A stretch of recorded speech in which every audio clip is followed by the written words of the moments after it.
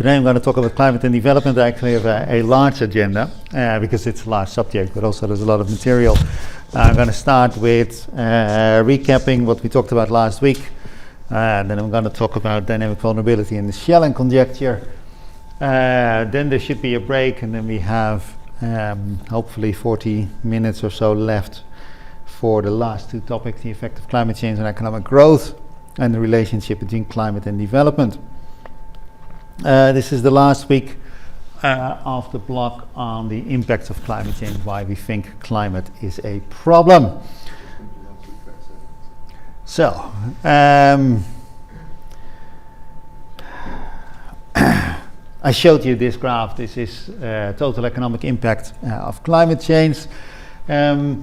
A lot of information on 2.5 degrees of warming. So I took then another cut of the same data where I showed vulnerability to climate change as a function of per capita income. And there are structural reasons why we find that poorer countries are more vulnerable than richer countries. The first of which is exposure, the structure of the economy. Poor countries do agriculture, rich countries do finance. The second reason is that poorer countries tend to be in hotter places, and hotter places tend to be poorer. And the third reason is the lack of adaptive capacity in poorer countries. What I did not show was this particular map. This is essentially the same data, but now projected to subnational income and obviously subnational climate. And you see very similar pattern here. The poorer parts of the world are more vulnerable to climate change than are the richer parts. So that is what we did last week. That has implications for the future as well. This is not just today. If it is the case that climate change is a function not just of warming and changes in rainfall and so on and so forth, but it's also a function of economic development, then it immediately follows that future people, future countries will be or their vulnerability will be very different than what it is today.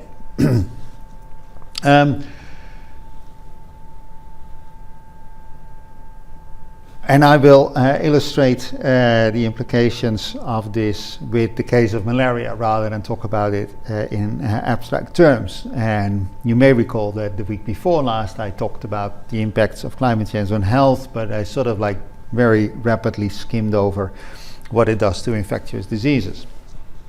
What you're looking at here is a map of the world, and what it shows is how the incidence of malaria would change with climate change. And what you see, and the scale is that from the yellow bits is sort of like a 50% increase, the red bits are more than a 50% increase to the very deep red where malaria actually more than doubles. In purple we're looking at the areas where malaria is currently not there, but it would be introduced because of climate change. This is not a biased map or anything. The green areas, and there are a few, is where malaria would decrease. Now, why is this? There's three components to malaria, but two components that matter here. One is the parasite itself, which grows faster if it's warmer.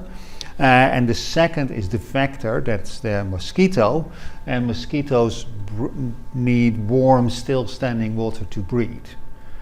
So in a world that is warmer and mostly wetter, the parasite would develop faster and mosquitoes would be more active and would be able to breed more. For those reasons, we see a basically uniform increase in the risk of malaria. And the rough relationship is that for every 1 degree of warming, you would see a 10% increase in global malaria. So that is the first map. The second map is the current distribution of malaria. And there's 5 colors on the map. In white, you're looking at those places where it's either too cold or too dry or both for the mosquito to live. In green, it's too cold. In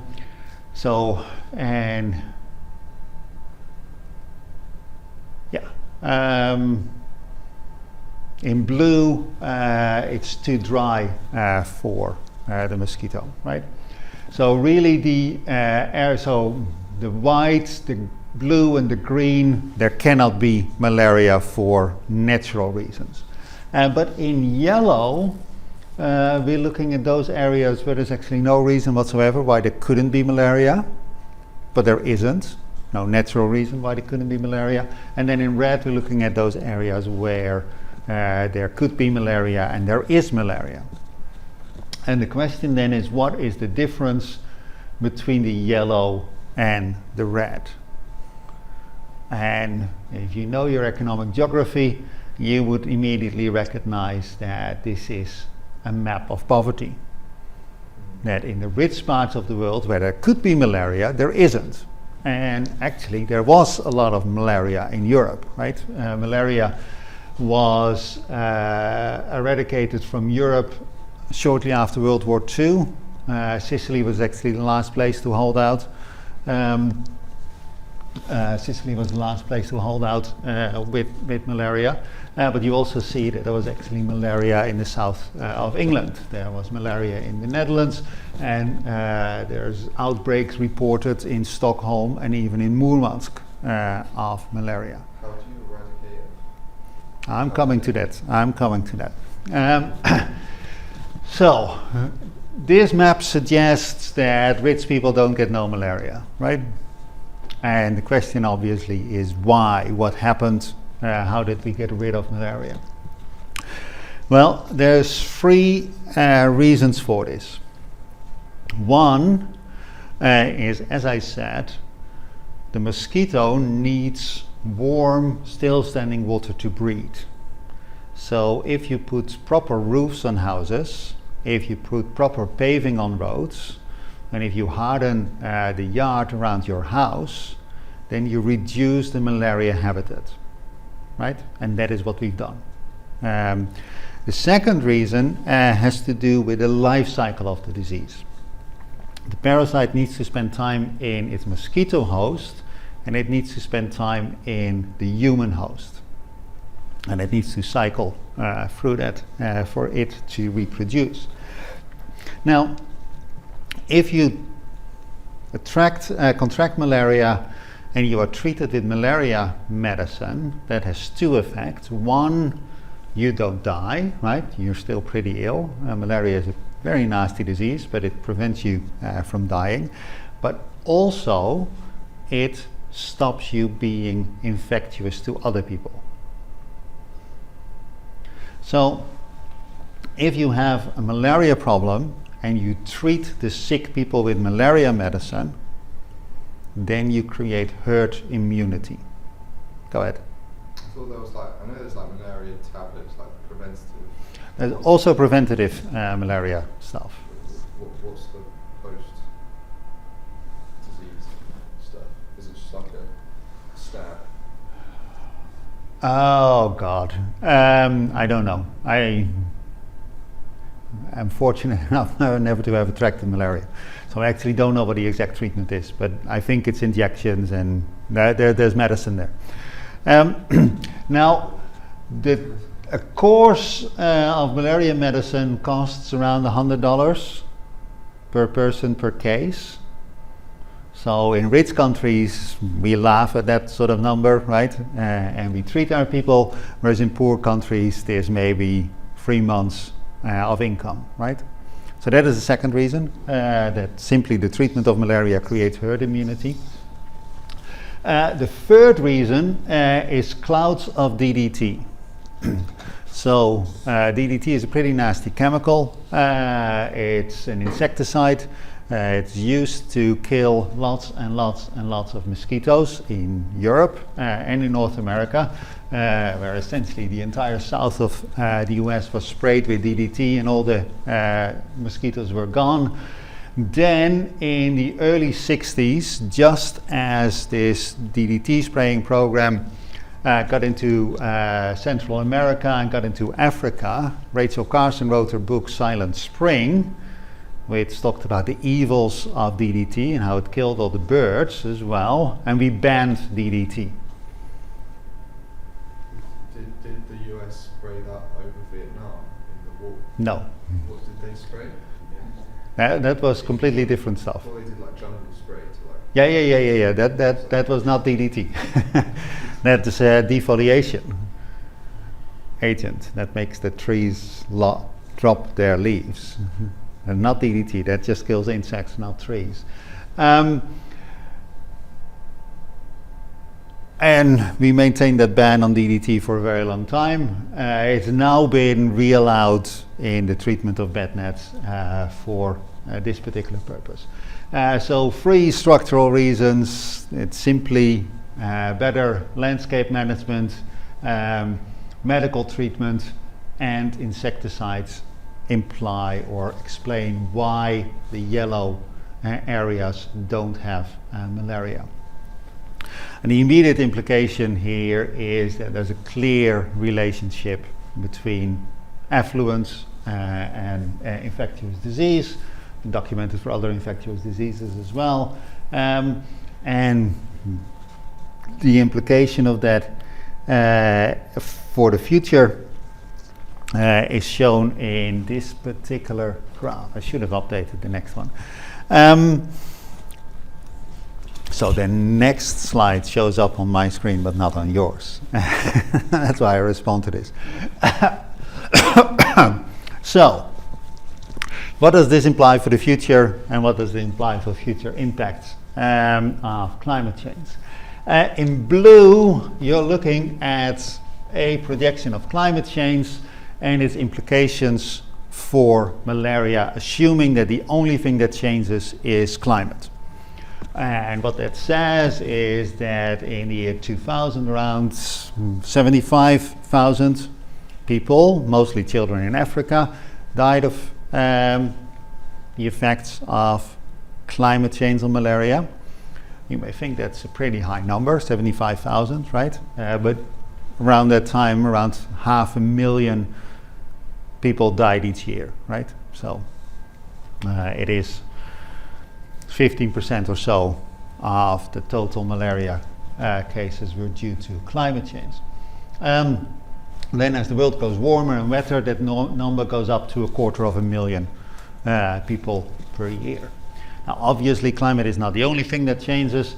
If we add population growth to that, then the number goes up to 750,000, which is a pretty hefty death toll, right? Go ahead. Do you think that there'll be like substantial population growth, or do you think that's the assumption here, right? Education happens a bit everywhere? This is a scenario that assumes population growth but also slowing population growth. But just because of the momentum in the population, you'd still see very substantial. Because I remember in my forest food garden elective, the buzzword that people would like to throw around was like climate fascism, climate change fascism. Meaning that when people always say, oh, we need to reduce the population and stuff like that, then just well, I was coming to that. So this is a threefold increase, right? And the world population is not projected to double or to triple. It's also not projected to double, actually. But the population in Africa is projected to triple. So when people say there are too many people on the planet and population growth is too fast, then they typically mean there's too many black people being born, right? Because there's not that many white people being born anymore. So there is definitely, and it's not fascism, it's racism, right? There's definitely racist overtones when the Duke of Cambridge he is, right? Says there's too many people in the world. He does not mean that I should not have had 3 children. That is not what he means. He means that other people should not have 3 children. Do you think one-child policy is like, I don't know, in China good idea. I think that government should stay out of the bedroom altogether, and that people should make this decision, not their leaders.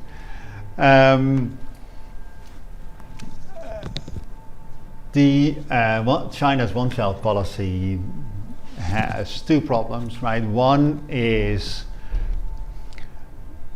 that it was quite draconian and caused a lot of problems for those affected by it. And second, that is actually not what, I mean, from an economic perspective, you don't want population shrink, because that and definitely not population shrink shortly after rapid population growth, because you create enormous problems with the intergenerational contract, that who is going to pay for the pensions.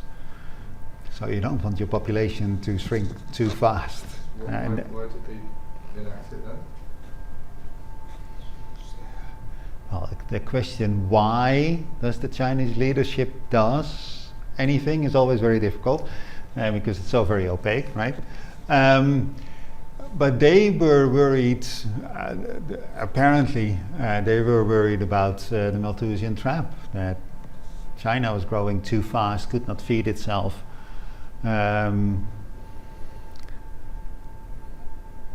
Even though population growth was actually already slowing pretty rapidly by the time they introduced this, and then they repealed it too late, right? Because partly because one child is now culturally ingrained in China, and partly because childcare is so very expensive. Raising a child is so very expensive in China that they won't go to 2 children, even though they are now allowed to. Couldn't imagine being an only child. It's different, right? But I mean, to those who are only children, it's what you're used to, right? So where was I? So this is climate change only. This is climate change population growth, and then you get to 750,000, right? Now, in the remaining scenarios, we add a third element. In the red scenario here, we impose the assumption that rich people don't die of no malaria, right? Introduce an income elasticity, and if you do that, you see a qualitatively different pattern. Climate change first makes malaria worse, but then later on economic growth makes it go away, right? And if we impose sort of the income elasticity that you would assume for the entire world, malaria would disappear, not just climate change induced malaria, but all malaria would disappear around the year 2085, right? Obviously this is very uncertain. Now you may say, well, this income elasticity, what is it, right? What does it mean? If we, instead of using the average income elasticity across the world, we just focus on communist countries, which tend to spend more on healthcare relative to their income than capitalist countries, the problem would disappear much, much sooner. If instead we estimate this income elasticity on countries in Africa only, where the disease is prevalent, and African countries tend to spend less on healthcare relative to their income than non-African countries, you would see the same qualitative pattern, but much, much weaker, right? So this shows you, illustrates the enormous uncertainty there is about these projections, right? So, or adopt communist healthcare spending without all the evils of communism, right? So there's another way here. But this is to illustrate just how sensitive these numbers are to what seems to be an innocent parameter, right? An income elasticity. This study was done, as you may have guessed, in the mid-1990s, late 1990s. The brown scenario was added for fun. So in 1995, around that time, Bill Gates stood up and said, I'm going to develop a malaria vaccine. And everybody who knew about malaria said, you're completely crazy. It's too complex. The disease is too complex to develop an effective vaccine. And Bill Gates said, screw you, I'm going to do it anyway. And he promised to develop the vaccine by 2020. The polio vaccine took 20 years to roll out worldwide, so that is the assumption here. A malaria vaccine will be introduced in 2020 and will be fully effective in 2040, and then the disease is gone, right? Did it? Well, this is what happened to malaria numbers, right? So this was the model projection, right? Malaria numbers are going up. This is what happened in the first 15 years of our projection, and it actually continued to go down, and I should have updated this. Why did this happen? When did it start going down? Was it 2000 or was it going up before? When they were It was slightly going up. Unfortunately, they don't show all the data. It was trending upwards, and there was a trend break in the year 2000, and it's been going down since. So I sort of give you something about the hubris of trying to project the future, right? Why was this?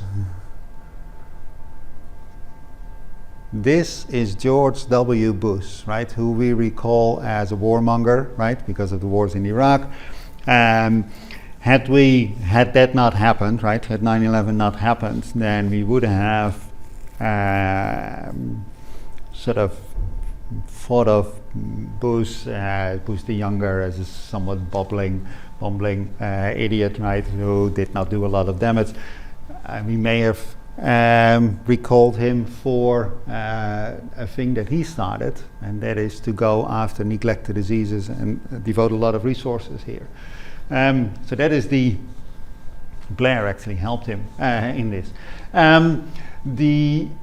So that's the ultimate reason. The proximate reason is that DDT was allowed again, and there was a major effort to spread bed nets in Africa. And that is why these numbers have halved.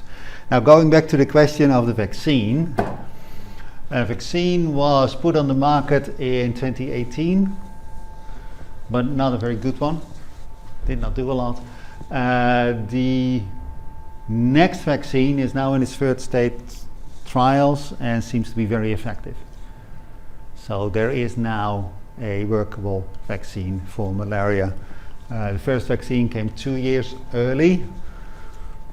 The workable one came 1 year later than Bill Gates promised. That's all right. Well, is he dead? Yeah, he's dead, isn't he? Bill Gates? Did he die?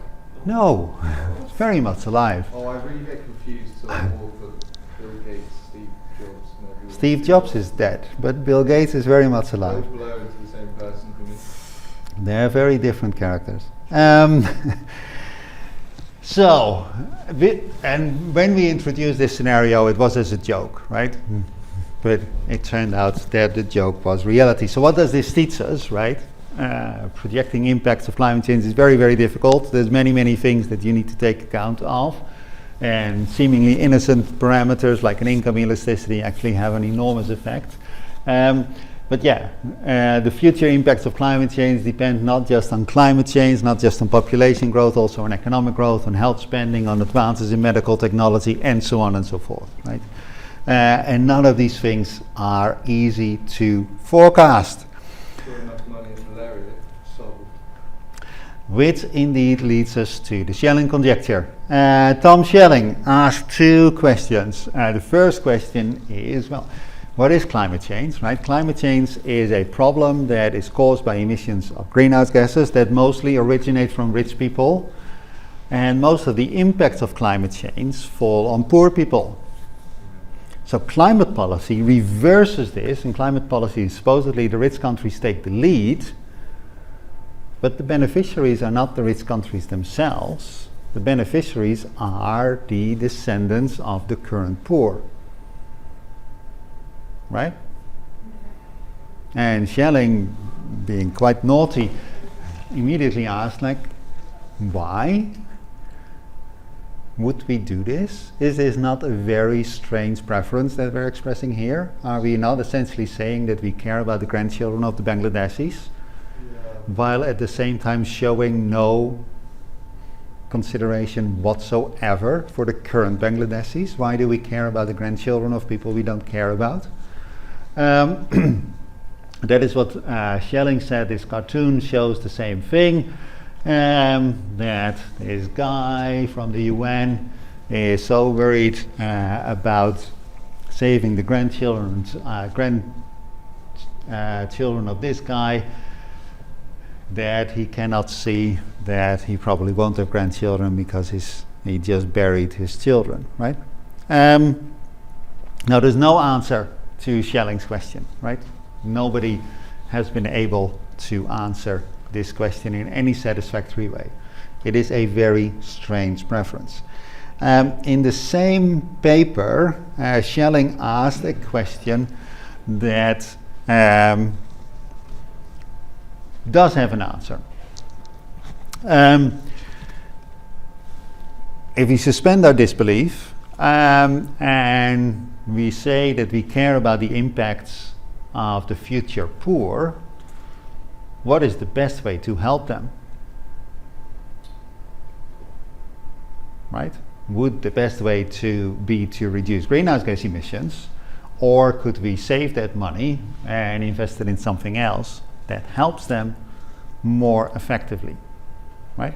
Because didn't we learn from our model that the difference between like what 1%, 5% and 10% reduction is quite well, relatively insignificant, but like the financial impact is like disproportionately that's larger. exactly the exercise for this week, right?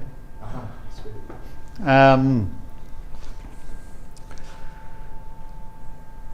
Or, phrased differently, is adaptation assistance a better way to reduce the impact of climate change through vulnerability than through greenhouse gas emission reduction? And this is a relevant question. I should also have updated this particular graph. What has happened is exactly the opposite. So what you're looking at here is overall official development aid. And what has happened since roughly the year 2000 is that the growth in development aid has stalled, and a lot of the money that came extra is devoted to climate policy. In green, you're looking at projects that are aimed to reduce greenhouse gas emissions, do not necessarily help development. In blue, you're looking at money that is being diverted to actually help poor countries adapt to climate change. So money is being diverted from sort of helping them grow to helping them reduce greenhouse gas emissions. Doesn't seem to be particularly effective, and helping them adapt to climate change. So this is not an academic question at all. But does it help? Well, that is the question, right? So the example that I gave this week about malaria, it is very clear, right? That spending money on developing a malaria vaccine, spending money on subsidizing bed nets is a very effective policy to reduce vulnerability to climate change. And if you develop a malaria vaccine, you don't just take away the climate part of the malaria, but you take away all malaria, right? Which is good. So here the answer is very clear, right? Well, the answer is very clear in hindsight. Recall that in 1995 people said that Bill Gates is crazy. It can't be done. So in foresight. Was this a good? Was Bill Gates right to invest this money? We actually don't know. Most people in the medical profession, said yes, please give us your money, but it will be wasted, right? We still like to have it, right? To pay for salaries and equipment and stuff, and maybe we learn something interesting. But yeah, if this is the case, if there's a technical solution to a climate change problem, a problem of vulnerability to climate change, then by all means go for it. The example I gave last week about sea level rise in Bangladesh all centered around governance and corruption. And there, throwing money at the problem is not the solution, right? The solution is that the government in Bangladesh should be better, care for its people, be less corrupt. Actually, throwing money at the problem makes things worse, because money is often a source of corruption, or foreign money is often a source of corruption. Actually, a much easier source of corruption than domestic money.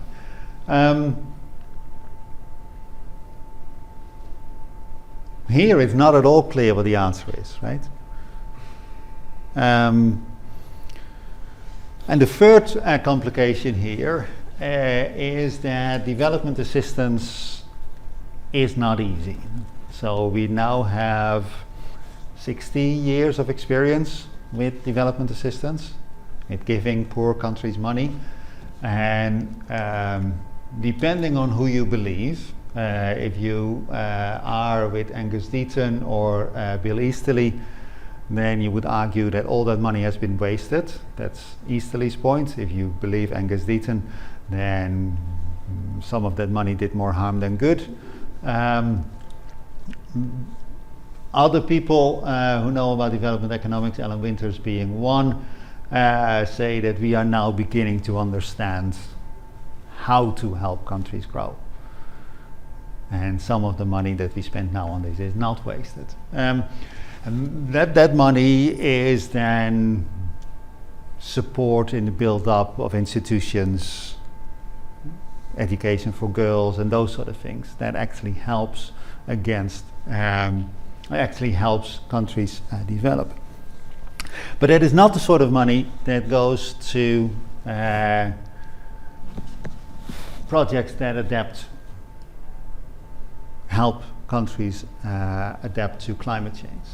The sort of monies that are being spent on there, because this is money that is for the adaptation to climate change, but not general development, right? That it's earmarked money, has to go to things that are obviously helping them make their economies more robust against climate change.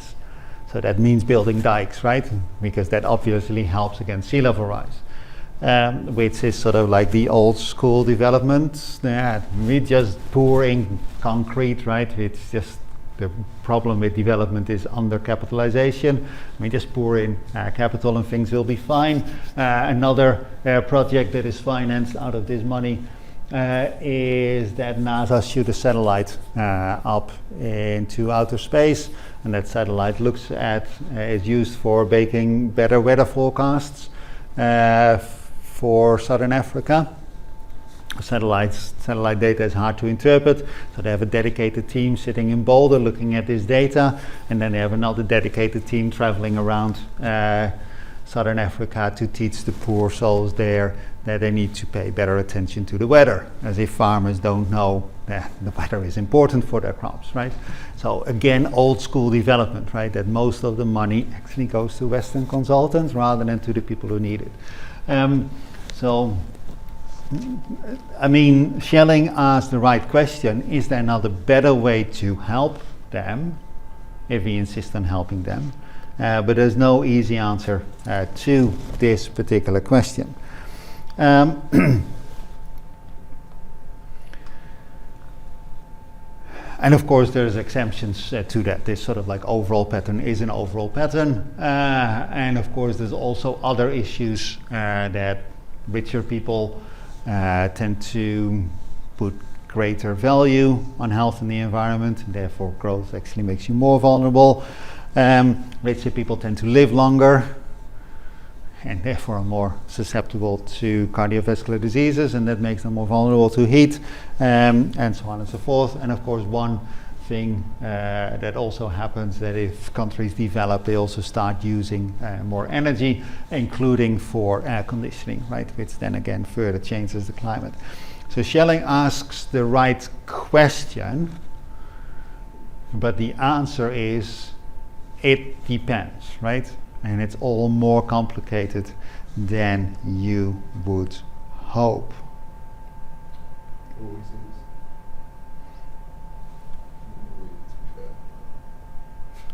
Okay, I'm going to do this chapter and then we're going to break. It's 39 past 10. That's pretty good. Hmm? Well, I feel like we've done well this one. Yeah, I'm talking faster than normal. So, what I've done so far, and I should have put this graph back up. Here it is. Here it is, here it is, here it is. And now I went too far. This shows the impact of climate change in a static perspective. Not just that vulnerability to climate change is assumed constant, which is a silly assumption, but it also does a comparative static. We compare an economy as it is today versus an economy that is 2.5 degrees warmer. And we just take two snapshots of these economies and compare them. But you may also wonder, would climate change actually affect economic growth directly? And that is what I'm going to talk about now, and I should just have put that graph again up there. And this is a bit technical. So climate can affect welfare through 4 different channels, maybe 5. The first is climate can affect utility directly, right? So if a species goes extinct and it only has an existence value, that makes us feel bad, but it does not affect economic activity, right? So then it also doesn't have any effect on economic growth. Climate can also affect the economy through the labor force. Part of it is mortality, but the mortality is actually concentrated in very young and very old people, so that does not really affect the labor force, but it also makes people ill, including people who are still economically active. So that would mean a shrinkage of the labor force that has economic ramifications. It also made these workers less productive. For instance, when it's very hot, you simply cannot put in as much labor. That's true for manual labor. There's increasing evidence that this is also true for cognition. People tend to be dumber when it's very unusually hot. And this has been documented for stockbrokers who make more mistakes when it's really hot. It has been demonstrated for the umpires in baseball games, make more mistakes when it's really hot. Baseball is a very strange sport. So in football you give out about the VAR, right? In baseball they actually do it in a very strange way. They have a computer system that tells you whether the ball is in or out, and they have the umpire who tells you whether the ball is in or out, but it's the umpire actually that matters. They do the computer system but then ignore it. That just tells you how bad the umpire is, but it actually does not affect the game. It's a very strange rule. But that does give you data, objective data, about how good is the umpire. And umpires are worse when it's very hot. And you may think that's irrelevant, right? But it also affects stockbrokers. It also affects judges. Actually, judges make different decisions on hot days than on cold days, presented with the same evidence. So heat also affects cognition in a bad way. So that reduces output per worker. And of course, if you're a farm worker and your crops don't grow, then that is also a drop in productivity, right? Or if you have harvested your crop but the road is flooded, then you can't bring it to market. That's also a drop in productivity, right? And then another effect that climate change has is that it increases depreciation of the capital stock. The flood may take your factory away or your bridge, right? And these things have a finite lifetime and need to be replaced at one point, but this is actually forced depreciation, right? It's sort of like taken away before the end of its economic lifetime. Now, all these three things have two effects. A, they reduce economic output today, but second, if output is less today, then you also have less to consume and less to invest. And if you invest less, then you have less capital next year, and that means that you also have less output next year, right? Now, you may argue that you can compensate for this by increasing your savings. Now, that is behaviorally not likely because you just suffered a decrease, your income fell, and therefore your consumption falls, and you can compensate that to make up for the future by consuming even less. That is not how people respond to a drop in income, right?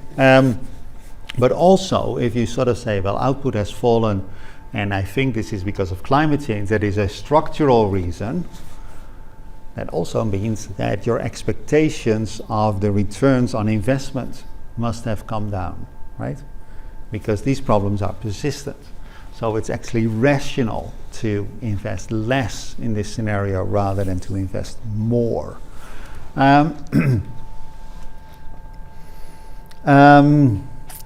this is the technical bit. You can sort of say, well, if there's fewer workers, if climate change kills people but doesn't kill machines, then there's more capital per worker, higher labor productivity, higher wages. Well, if you paid attention at macro, then you would know, well, this would just lead to a further decrease in investment, right? Because now you are overcapitalized.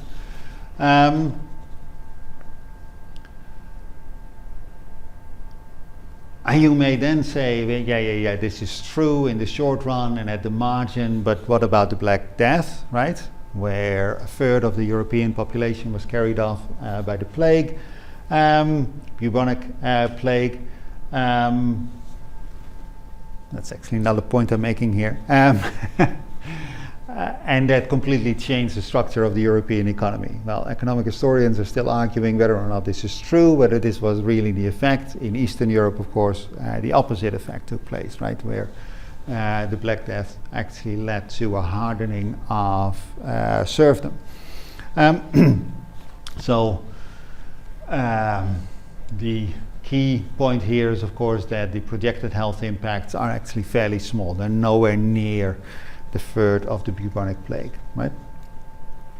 So these are the mechanisms. Now, what happens if we stick this in a calibrated growth model? This happens, again, an older graph that I should redo and put it in color. So this line here are assumptions about the direct impact of climate change. And I showed this graph before, but then it had a different shape, but it's the same number. So this is the comparative static, right? And then there's 4 growth models that are there. And the lines that you see here are the indirect effects. So not the comparative statics, but what is the impact on economic growth. And the first line you see there is the Solo model. And the Solo model makes 2 key assumptions. One, the savings rate is fixed, and second, technological progress is exogenous. It's just manna from heaven, it just happens. If we use that model, then you see that the impacts roughly double,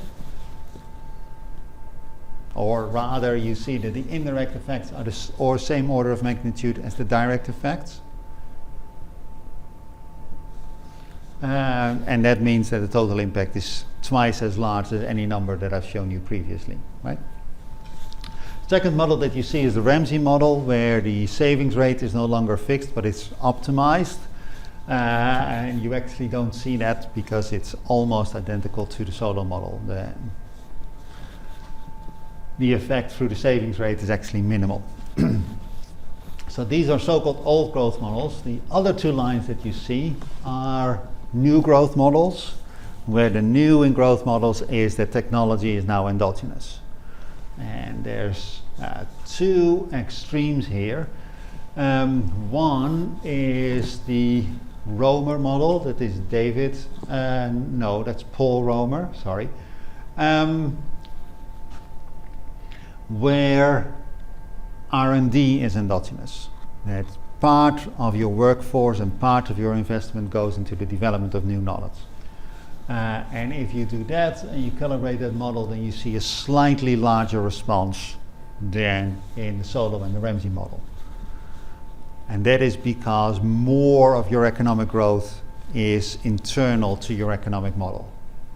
So besides this reduction in investment, you also have a reduction in the investment in R&D and therefore slower technological change.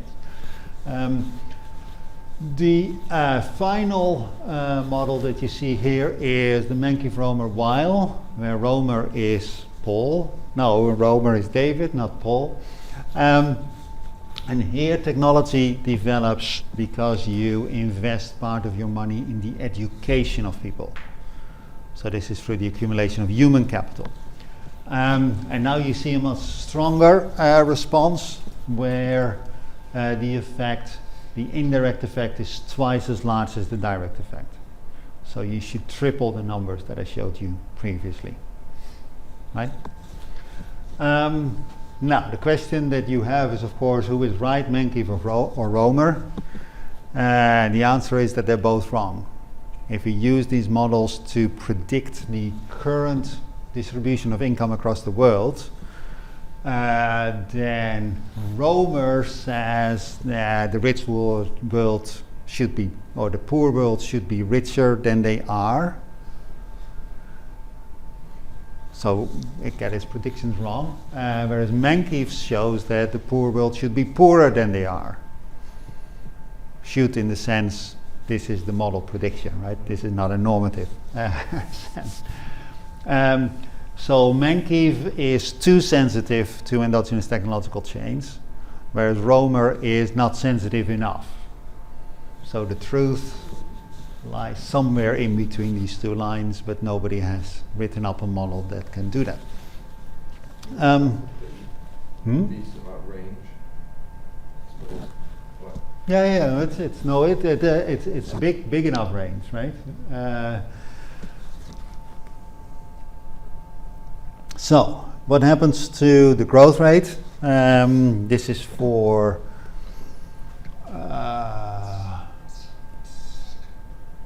a middle of the road projection of the impacts of climate change. The assumption in the baseline is that economic growth slows down as the population ages, but then with climate change it slows down a little bit faster, but economic growth does not reverse. And here we're looking at the same, but now for this is the Menke model, the most sensitive model, for different levels of the impact of climate change, right? So we start at 1%, go to 5%, 10%, 15%. And you really need to assume large vulnerability and the Menke model to reverse economic growth, right? So projection is the economy is likely to continue to grow. And if you then return to the Solo model, the least sensitive model, then economic growth will slow down, but will not revert. Now this is all theory, right?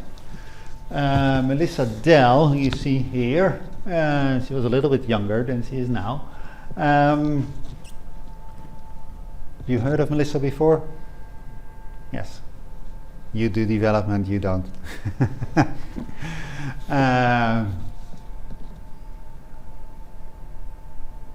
Melissa does amazing work in development economics, right? She also did a bit of work in the economics of climate change, fairly influential work. And what they did in this particular paper is run regressions of the growth rate of the economy on the prevailing weather conditions. And the results are shown here. This is for all countries. Then she introduces a dummy for poor countries, so you split the effect of temperature between hot or between rich and poor. Then she does the same with hot countries. It doesn't matter. And what she finds is shown here, that during unusually hot weather, and this is unusual relative to what the average of the country, right? So this is a deviation of their expectation. The growth rate falls by 1.4%, or rather it falls by 1.4 percentage points, right? So rather than growing 2.5% this year, you grow by 1%, right? So this is enormous effect, right? This is an enormously large effect. But it's the effect of weather.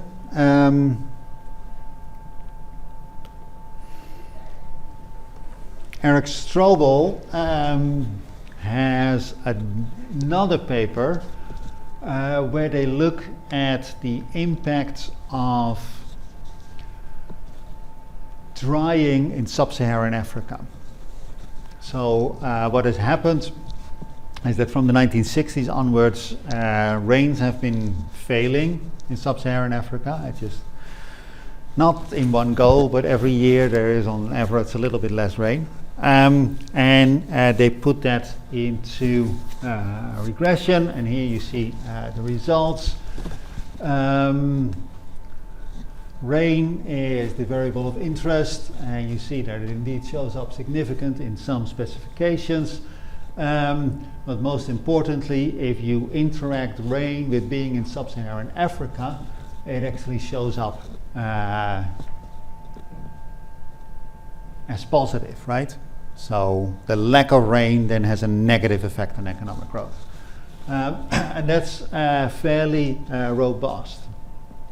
And there's a whole bunch of specification checks that they do in the paper that we won't go into. Here you're looking at the effects.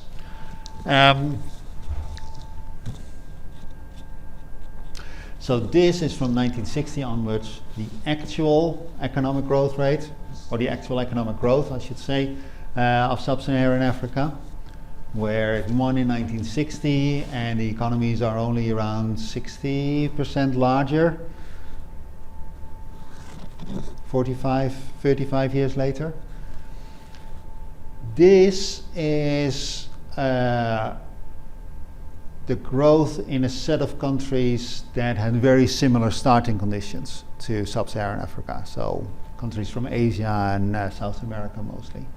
And you see that they've done much better than sub-Saharan Africa did. They actually doubled, more than doubled their economies. Then these two lines are what sub-Saharan Africa would have been like had the rains not failed. So they keep the rainfall pattern of the decade before, or the decades before 1960, and assume that the rains had stayed as they were, and that suggests that Africa, sub-Saharan Africa, would have been much richer than they are had the rains not failed, right? So this stuff is not just theory. We are actually beginning to see this in the data, that climate change reduces economic growth. Final chapter, climate and development. Cool countries tend to be rich and hot countries tend to be poor. This is indisputable, right? Here we're looking at the data for the year 2000, and you see a clear negative correlation. The exceptions that you see here are all the oil-rich countries, right? Qatar and Kuwait sort of break the trend, but other than that, that trend is pretty clear. This was true in the year 2000. This year actually more true in 1950, right, when the oil money wasn't there. Do you think the oil countries will probably go poor when all the oil, or when stuff switches to like more renewable things? That's really awful. Some of these countries, and particularly the Emirates, are successfully diversifying their economy. And I think they still have many problems, right? Mostly, I mean, a number of these countries are so rich that essentially their locals don't work, and they hire foreigners to do all the work, and they live off the rents there, which I don't think can last. Countries that have sort of followed that have always collapsed in the end, right? Venice being an example, the Netherlands being another example. You can't just have foreigners do the work for you and hope to be still rich in 100 years' time, right? Other countries like Saudi Arabia are not diversifying at all. It's still an oil economy. So when the oil runs out, they essentially have a big sovereign wealth fund that is not enough to sustain their economy. Oil's getting quiet. So no, they need to do something else, and it's hard to see what they're gonna do. Did you see what happened to like commodity markets? No, short term, everything is crazy, right?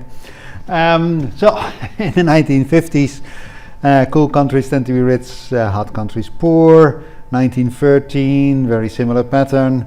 1900, very similar pattern. 1870, similar pattern. 1820, very similar pattern. 1800, countries are disappearing, right? Countries have, or data is yet to be there.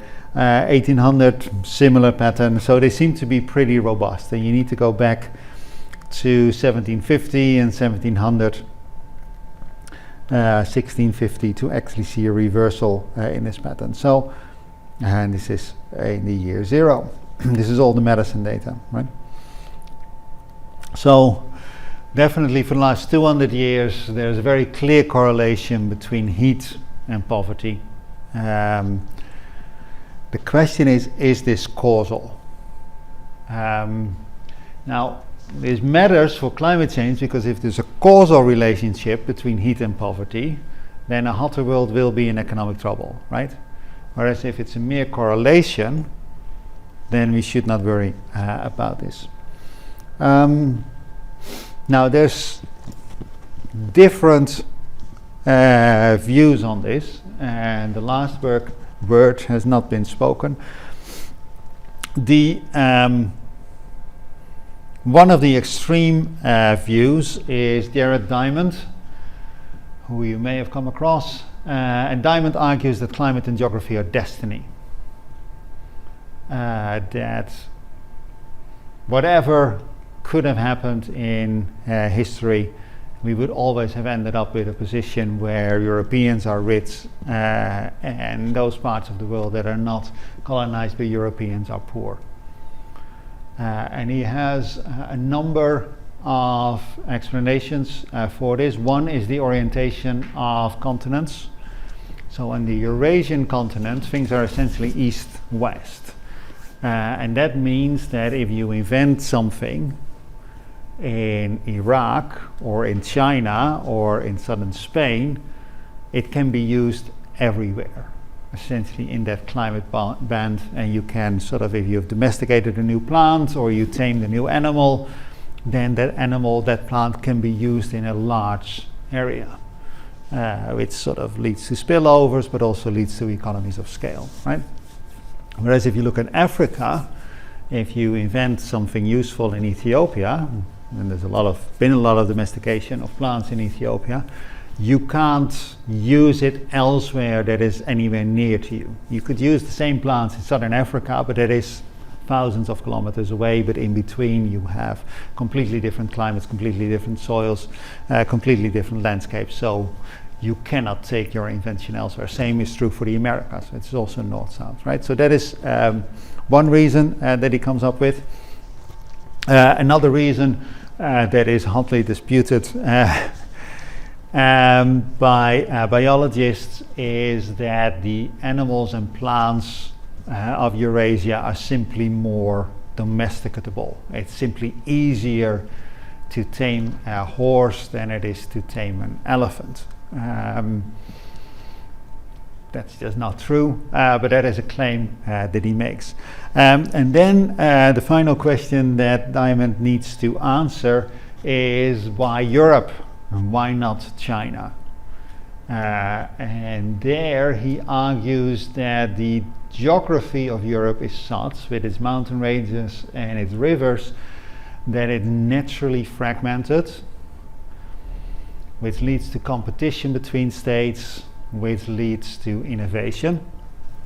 Whereas China, with its wide open plains, is naturally united and therefore sort of goes into this Schumpeterian stagnation. So there's so many dynasties that kept on coming together and falling apart. At this point, Diamond does not know his European history, right? Roman Empire, Charlemagne. Does not know Chinese geography, right? There's lots of mountains and rivers in China. That's sort of natural boundaries. He also does not know his Chinese history, right? There's been large periods where there was severe competition between states in China. But that is what he writes in his book, right? That is the theory that he offers.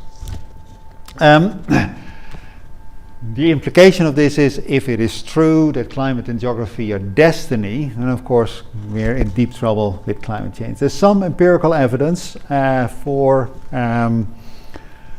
Diamond's theory. What you're looking at here is, I forget his first name, work by Olsen, published 15 years ago? Yeah, 17 years ago. These are the t-stats, these are the p-values, right? And indeed the geo conditions, so that's the orientation of the axis, pops up significant. The biological conditions, right, so how many plants are there to potentially turn into crops, also turn out to be significant with the right size. So there is some empirical support for what Diamond says. This is of course not the same story, right? This just says, well, these factors were important, which is not the same as they were predominant, right? Diamond says they were predominant. Jeff Sachs, you see here, has a slightly milder story here. Sachs argues that climate and geography are important, not destiny, not predominant, but they do shape economic development. And he also has data to back him up on this, and essentially he makes two arguments. I'll come back to one at length. One is distance. Rather, how close is your country to the current center of demand? And if you're relatively, in the 18th century, if you're relatively close to England, then you're relatively close to market and you can sell your product at a high price. Whereas if you're far away, then you're in trouble, right? Similarly, if you're on the coast, transport is cheap. If you're on a river, transport is cheap. If you're somewhere inland, then it's much, much more expensive to get your goods to market, right? And that matters. Now, this is not affected so much by climate, right? He also argues that malaria is important and has a clear and significant negative effect on income. That's the regression that we're looking at. And the reasoning is something as follows, that malaria does two things. Malaria kills a lot of children, and that may mean that people have more children than they really want to make sure that a few survive into adulthood, right? And that then of course means that you can't properly educate and those kids, you can't properly feed them, you can't properly keep them healthy because you have more children than you need, and then those children grow up to be poor just as you are, right? So that is one effect. The other effect of malaria is, well, it's actually two effects. If it doesn't kill you when you are young, that means that it's not a fatal disease to you, but it does not mean that you can't get malaria later in life. And that considerably slows you down. Malaria also hinders cognitive development in children. It stops the development, or not stops, it slows down the development of the brain. And the final thing that malaria does is it induces a genetic response, namely sickle cell illness. And the good thing about that if you have sickle cell disease is that you won't die of malaria. The bad thing is that, yeah, you're just not as productive as if you don't have sickle cell disease. And all that suggests that malarious countries are poorer because they are malarious than rich countries. So Sachs also has a story to tell. The key difference between Sachs and Diamond is that Diamond says, yeah, this is the way it is, there's nothing you can do about it. Sachs says, well, these are problems that can be solved, right? Go ahead. What's your opinion about the resource curves? Is that an explanation or not? Well, that pops up here as well, right? Hydrocarbons per capita. Do you know what a resource curve is? Resource curves. Yeah? No, is the answer. The resource curve is that you would expect countries that sort of have a windfall and that they discover a lot of oil or diamonds or gas or something like that, and they use that to develop their economy. So that is what you naively would expect, that countries that happen to be well endowed with natural resources are richer. But if you look at many countries that have a lot of natural resources, they actually are very poor. And the question is why? The fact that they are is called the resource curve, right? They tend to develop slower. There's a number of explanations for that. One is the Dutch disease, right? Which has nothing to do with the Netherlands. It has everything to do with Peter Neary and Max Gordon not understanding the situation in the Netherlands and building a model that they thought would apply to the Netherlands and calling it the Dutch disease, right? Which has to do with the fact that if you have, in this case, natural gas, and all of a sudden the price of natural gas jumps up, then you would say, well, this is a windfall, right? And we can do good things with it. But at the same time, because you're exporting a lot of this, you're also, and your currency then falls, you also outcompete other sectors of the economy. And because natural resources are essentially pretty dumb, right? Slow growth sort of sector, you outcompete the ones on which the sectors of the economy that actually are productive and that are actually developing rapidly. So that is the Dutch disease. That is one thing. The other main channel of the resource curve is through corruption. That this money is not used to build up your economy, But as in Saudi Arabia, this money is used to actually buy off the population, that they won't rebel against you. The money is used to build white elephants. The money is used to stick in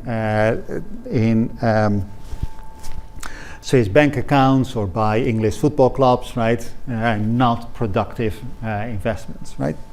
Or French football clubs as well, right? So that is the resource curse, right? And that is also Jeff Sachs, right? Who was the first to come up with that. It has some effect, but it's pretty weak, both in, it's not that significant. Is the resource curse real? Absolutely. But it's conditional on the ability of a government to withstand the temptation. So what we see is that in countries that discover oil, say, at an early stage of their development, they are subject to the resource curse. But countries that discover oil in a later stage of their development, Norway, for instance, they are much less susceptible to the resource curse because they have the institutions in place to combat the temptations of corruption and wasting the money. So that is the empirical evidence of the resource curse. It's not my field at all, but that's what I know. Where is my mouse gone? The third component, or the third theory here, is due to Darren Acemoglu, who you see here, and they argued in a famous paper that you probably have heard of, that climate and geography used to be important, but is no longer. And that is based on this particular table that, of course, I should have looked at.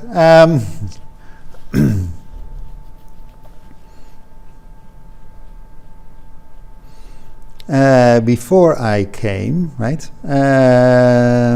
Came, yes. So they essentially they took up Sachs, right? Sachs is probably the most unpopular economist on the planet amongst economists, right? So Sachs said malaria is important, right? And Acemoglu said, no, Sachs, you're an idiot.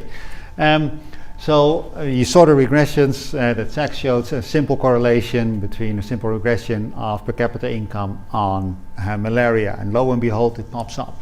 Now, what these guys did was they run a two-stage regression. It's somewhere here in the table, where they say, well, malaria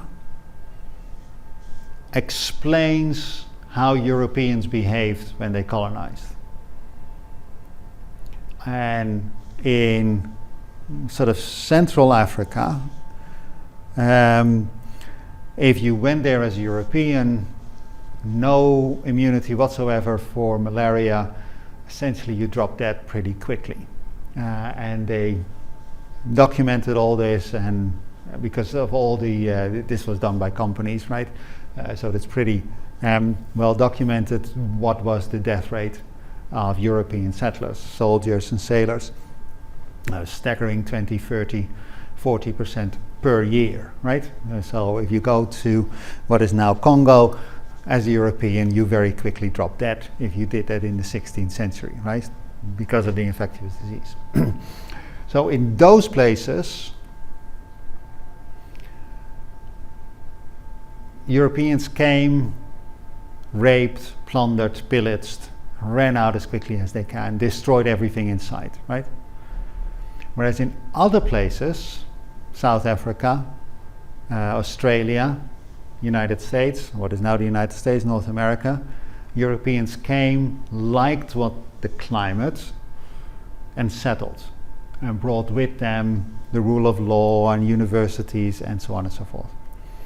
And that is the split that you see, that those places that were colonized by Europe, that were settled by Europeans, are now prosperous, and those places that were essentially pillaged by Europeans are still very poor and often a big mess. What Diemolu and colleagues claim is that this can be captured by a particular variable, and that is the mortality of European settlers. So that is the first claim they make, and then they say when you actually control for this, the direct effect of malaria, the direct effect of latitude, the direct effect of temperature all become insignificant. All these effects that Sachs found, like malaria is important for development, disappear when you control for events 400 years in the past. And from that, they draw the conclusion that climate used to be important, but it's no longer, which has a very different implication for the future of climate change, right? Now,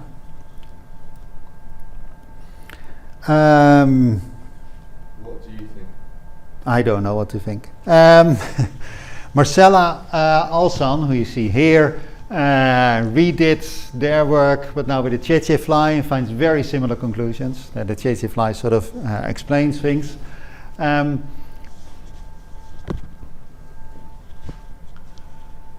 I say this wrong. There's actually two papers out there, one by Easterly and the other by Roderick, where they make the similar claim that once you start controlling for institutions, the rule of law and those sort of things,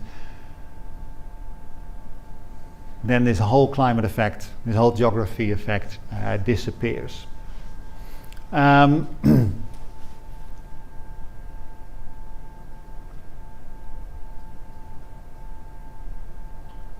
And then, just to confuse matters, there's two more recent papers, and I don't know why I did not finish this sentence. A recent paper by Dalgaard shows that, well, yeah, true, if you run these regressions across countries where you only have, actually doesn't, you only have 59 observations, like Joker, that's because you simply do not have the mortality data going back to the 16th century for that long, right? It's actually quite astounding that they have 59 observations. Yeah, you jokers, when you have a small sample, because your standard error is proportional to the square root of your number of observations, right? So if you have few observations, then nothing is significant. Duh. Dalgaard actually adds the subnational distribution of income rather than looking at the United States as a whole, split it by state, rather than looking at Brazil as a whole, actually split it by state as well, and look at India, split up, and so on and so forth. And then you actually find that climate is important. The assumption here is that institutions are more or less homogeneous within a country, but obviously the climate is not, and they find that climate is important for that. But to just pile on the confusion, then Johannesson has a paper where they show it's not climate, but it's UV radiation. And UV radiation is higher in the tropics than it is in temperate climates, and there's a pretty strong correlation between UV and temperature, and they actually argue no, it's go through clever econometrics and say it's actually UV radiation that did it. So that one is explaining like poverty. Yes. Okay. Now their econometrics is fantastic, their story is not. So the problem with UV radiation is that it turns you blind in later age, and their mechanism is as follows: that if you live in a country with high UV radiation, there is a decent chance that you will be blind by the time that you're 40, and therefore it doesn't make much sense to invest in acquiring skills that require a lot of eyesight. And therefore people don't do this, and they don't invest in human capital. I think that is true as a mechanism. I don't think that can explain everything, because if you look at the incidence of UV-induced blindness in countries like Egypt, it's 2-3% of the population that is affected by this. It's just the mechanism, yes, but it cannot explain the complete distribution of income across the world. I just don't buy it. So now you asked, where do I stand on all this? I think that Diamond is just nuts, right? The idea that climate and geography are destiny and there's no human agency. I hate the word destiny. It's just wrong, right? The idea of Easterly and Roderick that climate and geography are not important at all, or not important anymore, as Yellowmoor says, that doesn't add up either, right? Specialize in climate change. So. I think that a weak version of Sachs is actually where we are, right? Climate is obviously important for agricultural production. Yeah. It's obviously important for energy production and energy use. It's obviously important for tourism. It's obviously important for human health. So the idea that climate does not have an effect on economic development, or only had an effect 500 years ago but not anymore, I just don't buy it. Yeah, I agree with, like, I feel like it's definitely like more of a dynamic effect. Like, you can't just be like, oh, it's the case for 500 years ago, so it's the case for now. Like, yeah. It's just, or even like doing it now just sounds ridiculous. It is. This is a position that is not appreciated in economics, right? No, the standard position is it doesn't matter. The only thing that matters for people is other people, is the standard position in economics. This matters for the future as well. So let's look a little bit closer at Sachs. So essentially what Sachs argues is that if infant mortality is high, and infant mortality is high in hot and wet climates, then rational parents would have many children to make sure that at least a few survive into adulthood, to take care of you in your old age, and not risk average but risk averse parents would have more children than they actually need. The implication is that those parents then cannot afford healthcare and education, and perhaps even nutrition for their kids, and the result is that these children grow up to be poor too, right? So that's a poverty trap. You're poor because you're poor, right? Or your children are poor because you are poor, and their children will be poor because they are poor. That's right, the UN will have a few generations down the line. There's another mechanism, and that is feast and famine. If there is a risk of losing it all, and that may be because you live in a very drought-prone area, or it may be because there's warlords around, right? Then there is no point in saving for the future, right? And you see this particularly in East Africa, where there is sort of this fatalistic feast and famine. As times are good, when times are good, you have a big party, and then when drought comes, you hope to survive, right? And you hope that some of your cattle will make it through, and then you start again, but inevitably things will be lost again in later years. Now, some say that this then becomes cultural. The fatalistic attitude that it doesn't make sense to prepare for the future because it will be taken away from you anyway, which applies to cattle, or applies in a war situation to all sorts of other property. It doesn't apply to knowledge, right? Because that does not perish in drought. But if this sort of becomes ingrained in culture, then it may be that people simply do not invest because they do not believe in the idea of improvement, right?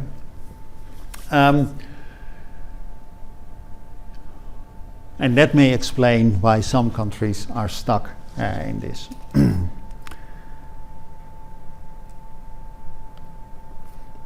Now, what does that imply for climate change and the impacts of climate change? Well, in principle, you could argue that climate change would intensify such mechanisms. And this would be an enormous welfare loss, right?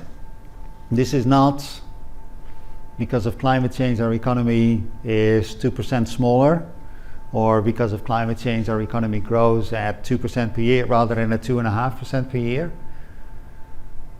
In a poverty trap, your economy doesn't grow at all, right? And in 100 years' time, the difference between a 0% growth rate and a 2% growth rate, or even a 1% growth rate, is enormous, right? The problem with this is that nobody has been sort of able to put their fingers on it in any sort of credible quantitative way. So you can sort of say, yeah, we can speculate that this would be an enormous impact, but it's unclear how big this effect is, how many people would be affected. And of course, can go back to sex, right? There is no ground for fatalism. If the problem is infectious disease, then that is treatable, right? It's actually scandalous that so many people die of infectious disease because we've known how to treat it for more than 100 years, right? And the idea that sort of cultures are unchangeable is complete nonsense, right? Just have a proper conversation with your parents, right? How things were when they were your age, very different, right? In many ways, not just in a material sense, in an economic sense, but cultures do change. And I guess that you guys strongly disagree with the previous generation, including with me, about many things, right? Which is a good thing. You have a different culture than your parents do. So, this is where we are, right? We just know that these things are important, perhaps, but we can't exclude them, but we also can't quantify them. That's all I wanted to say.